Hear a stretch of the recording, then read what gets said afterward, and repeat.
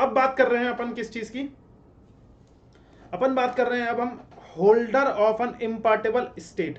इम्पार्टेबल state का क्या मतलब है, यहां पर इम्पार्टेबल स्टेट का क्या मतलब है, बोलो बोलो। जैसे कि एच होता है, एच होता है। अब एच का एच होता है तो एच को क्या बोला गया, एच के नाम पर घर है, ठीक है, लेकिन इसको एक बंदा, एक पर्सन जो है मिस्टर एक्स जो है वो मेंटेन करके चलता है। ये इसको मेंटेन करके चल रहा है, एच को मिस्टर एक्स के नाम पर मेंटेन करके चल रहा है। और इसमें अलग अलग मेंबर है कि नहीं है, बोलो बोलो, यस। तो इसने बोला कि इम्पार्टेबल स्टेट का मतलब है, थोड़ा सा पढ़ लो, impartible state is an state to which the assessee has succeeded by grant or covenant. यानी कि मतलब क्या है, ये होता है किसकी प्रॉपर्टी, मान लो एच के नाम पर जो है वो मिस्टर एक्स है, इसका मेंबर मिस्टर वाई है, मिस्टर जेड है, ठीक है, ए बी सी, ये अलग अलग मेंबर्स होते हैं इसमें, ठीक है, यानी जिनको को पार्टनर बोलते हैं, इनकी इनकी प्रॉपर्टी होती है वो, लेकिन उसको मेंटेन करने वाला एक बंदा होता है। तो जब मेंटेन करने वाला एक बंदा है, उसको मेंटेन करने वाला एक बंदा है, तो उसके नाम पर, यानी कि जैसे एच हो गया तो इसको मान लिया जाएगा deemed owner.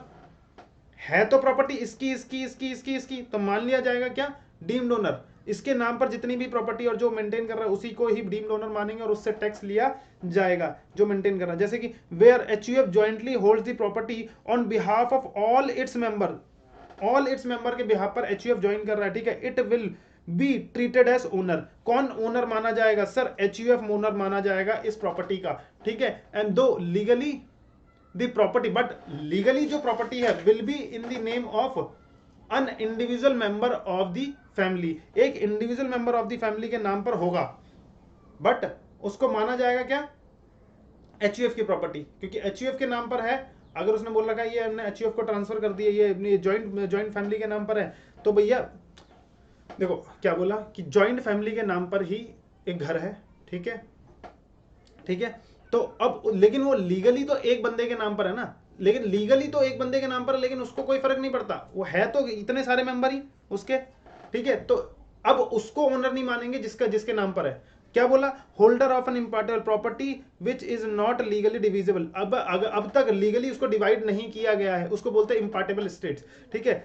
And is treated as deemed owner of the property, ठीक है। होल्डर ऑफ, जिसने उसको होल्ड कर रखा है, होल्डर ऑफ एन इम्पार्टेबल स्टेट्स, जिसने उसको होल्ड कर रखा है अभी तक, उसके नाम पर उसको ही माना जाएगा क्या, प्रॉपर्टी। जैसे एचयूएफ के नाम पे है तो एचयूएफ को ही, एचयूएफ का टाइटल कहां से आया, ये इसी तरह से बोला गया कि एचयूएफ के नाम पर ही वो टैक्स किया जाएगा, यानी जो होल्डर है, ठीक है। बात आ गई क्या समझ में, यस सर। अच्छा, property held by the member of a company, property held by a member of a company, society और any other association. Any other association का क्या मतलब है, यानी कि समझो एक कंपनी बनाई गई या फिर कोई सोसाइटी बनाई गई या फिर कोई एसोसिएशन बनाया गया, इन लोगों ने मिलकर क्या किया, एसोसिएशन बनाया गया पर्संस का, तो इन लोगों ने क्या किया, मिलकर के पैसा लगाया, पैसा लगाकर ये घर खरीद लिया। इन्होंने बोला ये जो दो घर खरीदे इसमें फ्लैट्स है, इसमें अपने लोग जो मेंबर हैं वही लोग रहने वाले हैं। अच्छा, ओनर कौन होगा, ओनर कौन होगा, क्या कंपनी होगी, क्या ये होगा, क्या एसोसिएशन होगा, नहीं सर, ओनर जो होगा इसके मेंबर होंगे, इसके जो मेंबर होंगे, अपने मेंबर के लिए ही उसने क्या किया, एक रहने का इंतजाम कर रखा है। और उन्होंने बोला कि ये जो मेंबर है, हमने ये हाउसिंग सोसाइटी खरीद रखी है और इस सोसाइटी में आपको पैसा देना है और अपना फ्लैट जो है अपने नाम कर लेना है, ये वाला फ्लैट अपने नाम पे कर ले मिस्टर बी। तो ये मेंबर्स हैं, सारे मेंबर्स हैं। ऑल दो ये कंपनी किसके नाम पर है, कंपनी ये नहीं, ये फ्लैट किसके नाम पर होंगे, ये फ्लैट जो है वो नाम पर है कंपनी के, लेकिन उसका मेंबर जो है उसको माना जाएगा डीम्ड ओनर। समझ में आ रहा है कॉन्सेप्ट, कॉन्सेप्ट होता है ऐसे कि एक सोसाइटी बनाई गई, सोसाइटी में उन्होंने बोला कि भैया ये जो घर हैं, ये 5-6 घर हैं, यहाँ पे 10-12 घर आएंगे इस सोसाइटी में, ठीक है, और 10-12 या 15-16 घर हैं इस सोसाइटी में। ये जो सोसाइटी है ये किसके अंडर में आ रही है, एक एसोसिएशन बना रखा है पर्सन ने, उसके अंडर में आ रही है। अब उस एसोसिएशन में मेंबर्स हैं, मान लो कि 1 2 3 4 5 6 मेंबर है, 6 मेंबर यहाँ पे रखे हुए हैं और 6 मेंबर का ये अलग अलग घर है।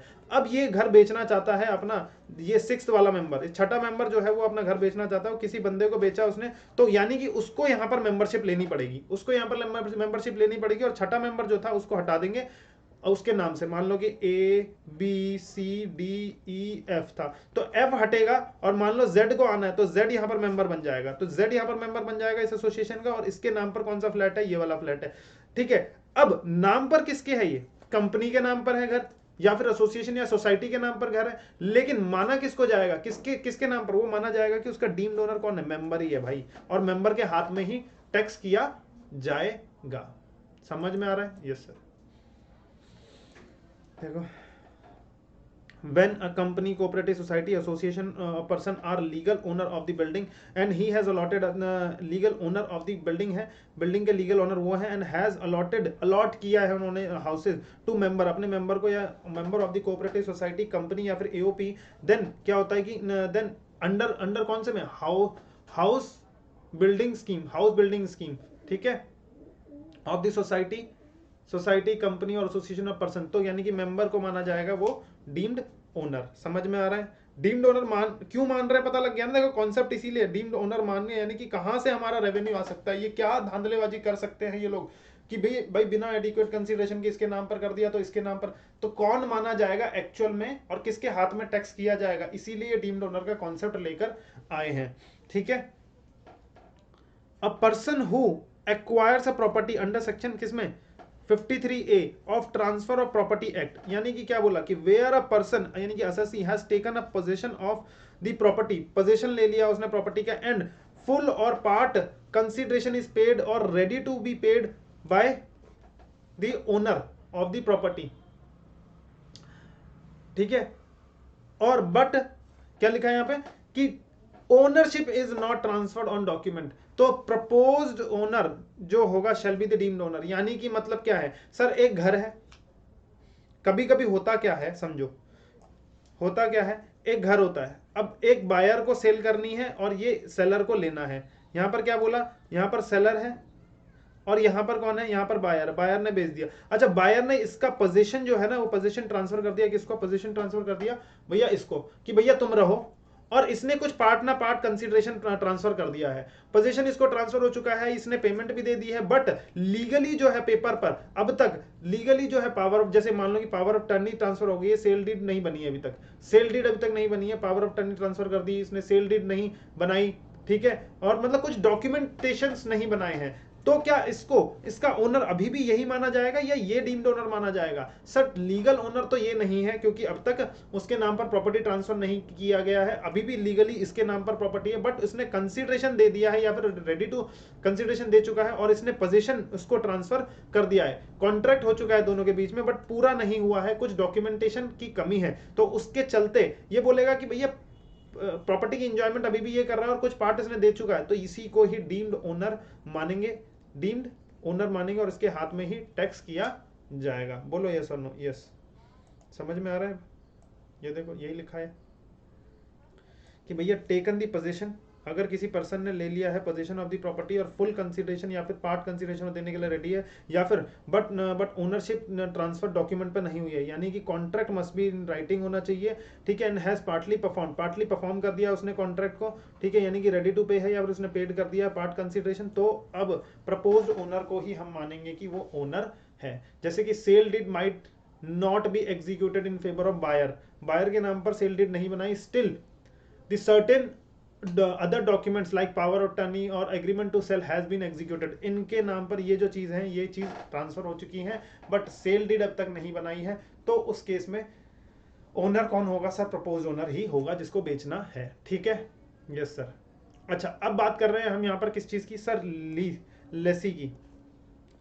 ठीक है, lessee of building under section 269 UAF section 27(3)(b, ये क्या बोल रहा है? A person who acquires any right under this section in or with respect to any building or part thereof by way of lease agreement for the period not less than 12 years 12 is deemed as owner of the building, उसको मान लिया जाएगा owner of the building, यानी कि लेसी जो होगा उसको owner of the building मान लिया जाएगा, बशर्ते कि जो लीज एग्रीमेंट है वो 12 साल से ज्यादा का होना चाहिए, नॉट लेस देन 12 साल या उससे ज्यादा का होना चाहिए, नॉट लेस देन 12 मंथ, यानी 11 महीने का अगर लीज एग्रीमेंट कर रखा है तो भैया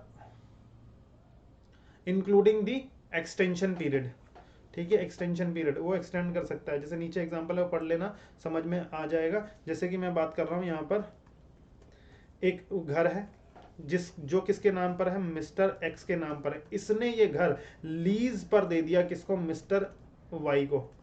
मिस्टर वाई कहता है कि मैं इसमें कोचिंग चलाऊंगा और मेरे को ये जो है ये लीज पर दे दे। मैं लीज पर क्या होता है कि एक साथ कुछ पेमेंट हो जाती है, या तो लीज पे मैंने 5 लाख रुपए पेमेंट कर दिया एक साथ को, उसको बोला कि भैया ये लीज पे मेरे को 1 साल के लिए, 2 साल के लिए, 5 साल के लिए दे दे, ये ले 5 लाख 10 लाख कितना एक साथ में ही पेमेंट हो सकती है यहाँ पर, या फिर यहाँ पर पेमेंट हो सकती है कुछ अभी के अभी लमसम मैंने कुछ पे कर दिया, 2.5 लाख रुपए 5 लाख रुपए लो और धीरे धीरे मैं आपको 50-50 हजार और पे करता रहूंगा, ऐसा कुछ भी अपना एग्रीमेंट ले लिया। लेकिन ये जो पीरियड है वो पीरियड कितना गया, अगर मान लो 7 महीने के लिए लीज पे लिया है तो भैया ओनर कौन है, तो भैया यही ओनर है। लेकिन 12 महीने के लिए लिया है तो, या फिर उससे ज्यादा मान लो 3 साल के लिए ले लिया, 3 साल के लिए ले लिया, तो कौन है बताओ, यही बंदा डीम्ड ओनर मान लिया जाएगा। ऑल्दो लीगल ओनर तो भैया यही है ना, डॉक्यूमेंट पे तो इसका है, लेकिन इसको डीम्ड ओनर मान लिया जाएगा। और इसने अगर इस प्रॉपर्टी को रेंट पर चढ़ा रखा है और इस पर रेंट आ रहा है तो इसके हाथ में ही टैक्स किया जाएगा। समझ में आया या नहीं आया? Yes sir.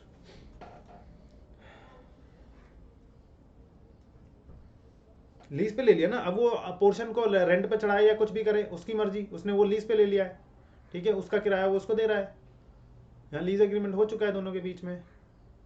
बात आई क्या समझ में? Yes sir. अच्छा, अब लास्ट हो गया यहाँ पर क्या, एग्जेम्प्टेड प्रॉपर्टी का मतलब क्या हो गया, कॉन्सेप्ट नंबर 22 कहता है कि भैया एग्जेम्प्टेड प्रॉपर्टीज। एग्जेम्प्टेड प्रॉपर्टीज का मतलब हो गया कि इन हाउस प्रॉपर्टी से अगर पैसा आया, इन लोगों को आया, तो वो एग्जेम्प्ट कर दिया जाएगा टैक्स से, ठीक है। House property are exempt from tax. कौन कौन से हैं जल्दी देख लो इधर, क्या क्या है। इसने बोला कि हाउस प्रॉपर्टी अगर लोकल अथॉरिटी के पास है तो भैया 1020 में बोला गया है कि वो एग्जाम्प्ट है, ठीक है। सेक्शन 10 वाला जो एग्जाम्पशन चैप्टर है ना, ये उसके कुछ कुछ पोर्शन है, ठीक है, यहाँ पर लगाए हर एक चैप्टर में डिवाइड कर दिए गए हैं उसके पोर्शन को, ठीक है। तो house property is an approved scientific research के लिए अगर दिया गया है तो 1021 कहता है कि भैया उसमें कोई भी टैक्स नहीं लगेगा। अच्छा, हाउस प्रॉपर्टी को अगर एजुकेशनल इंस्टीट्यूशंस को दिया गया है 1023, अच्छा इनके नाम पर, मैंने बोला दिया गया नहीं, इनके नाम पर अगर प्रॉपर्टी है एजुकेशन इंस्टीट्यूशंस के नाम पर, जो 1023C सेक्शन वहाँ पे बताया गया कौन से एजुकेशन इंस्टीट्यूशन के नाम पर है, तो भैया एग्जम्प्ट है। अच्छा, लोकल अथॉरिटी के पास हाउस प्रॉपर्टी है, उससे रेंट आ रहा तो एग्जम्प्ट है, ठीक है। हॉस्पिटल के नाम पर, हॉस्पिटल पर, ठीक है, हाउस प्रॉपर्टी है, नाम पर ये हाउस प्रॉपर्टी है, या फिर रेजिडेंट ऑफ लद्दाख, ठीक है, property of a person being resident of Ladakh. Ladakh में अगर उसके पास हाउस प्रॉपर्टी है तो वो एग्जाम्प्ट कर रखा है उसको, ठीक है। और उसने बोला भैया लद्दाख में वैसे ही रहना मुश्किल है, वहाँ पे लोग वैसे ही रहते नहीं है, ठीक है, बर्फबारी होती है तो वहाँ पर एग्जाम्पशन दे रखी है। अच्छा, house property of the political party, ठीक है, house property of trade union, farm house, ठीक है। ये तो 10(1) यानी कि एग्रीकल्चर इनकम में ही उसको छूट दे दी गई है, उसको एग्रीकल्चर इनकम माना गया है। फार्म हाउस को अगर तुमने रेंट पे दिया है किसके लिए सर, एग्रीकल्चर प्रोड्यूस को रखने के लिए, ठीक है। अच्छा, house property held as charitable purpose and house property use for own business और प्रोफेशन, यानी सेक्शन 22 के अंडर में भी वही बता देता है कि भैया कि वो तो ओन बिजनेस एंड प्रोफेशन करोगे तो भैया उस पर कोई भी रेंट नहीं चार्ज किया जाएगा, ठीक है। समझ में आ गया? Yes sir. अच्छा, इसमें एक हमारा रह गया था कॉन्सेप्ट, उस कॉन्सेप्ट को जरा अब हम पढ़ लेते हैं लास्ट में, ठीक है। अब आपको बहुत ही बेहतरीन तरीके से समझ में आएगा वो वाला कॉन्सेप्ट। सर कॉन्सेप्ट बीच में एक छुड़ाया था सर, कौन सा है सर? ये वाला कॉन्सेप्ट था। कौन सा कॉन्सेप्ट है? Concept number 4।